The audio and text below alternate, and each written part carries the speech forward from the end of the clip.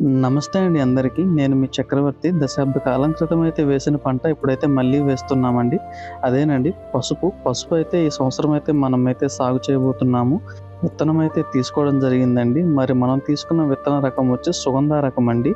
మనకు మొత్తము 2 టన్నుల విత్తనం అవసరం ఉంటే 1 టన్ను మాత్రమే విత్తనం అయితే దొరికిందండి మనకు.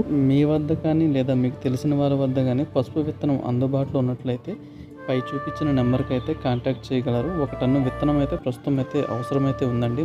మరి పసుపు కొమ్ములను మనం భూమిలో విత్తుకునే ముందుగా 2 నెలల పాటు చల్లని ప్రదేశంలో అయితే మనమైతే ఈ కొమ్ములను అయితే జాగ్రత్త పరుచుకోవాలి. ఇప్పుడు మీరు చూస్తున్న ఈ అరటి ప్లాట్లోనే మనమైతే పసుపు అయితే వేయబోతున్నాము. విత్తనం అంతా పొలం దగ్గర తెచ్చుకున్న తర్వాత చీడపీడల నుండి పసుపు కొమ్ములను రక్షించుకోవడానికి మనమైతే వేపాకుతో అయితే మొత్తం పసుపును అయితే కప్పి పెట్టబోతున్నామండి. వేపాకు లేదంటే మీరు కానుగాకులను కూడా ఉపయోగించుకోవచ్చు. ఖచ్చితంగా వాసన గుళికలను కూడా వేసుకున్నట్టయితే పసుపు కొమ్ముల్ని మనమైతే పురుగుల నుండి మరియు అడవి పందులు డ్యామేజ్ చేయకుండా అయితే కాపాడుకోవచ్చండి. మరి పసుపుని మా ప్రాంతంలో పుట్టుల లెక్కనైతే కొలుస్తారండి. ఒక పుట్టి అంటే 250 కిలోల పసుపుని ఒక పుట్టి అంటారు. మనకు మొత్తము 10 పుట్ల విత్తనం ఉన్నట్లయితే 2 ఎకరాలు అయితే మనమైతే సాగు చేసుకోవచ్చు. మన దగ్గర ప్రస్తుతానికి 5 పుట్లు విత్తనం అయితే ఉంది. అంటే 1 టన్ను విత్తనం అయితే ఉందండి.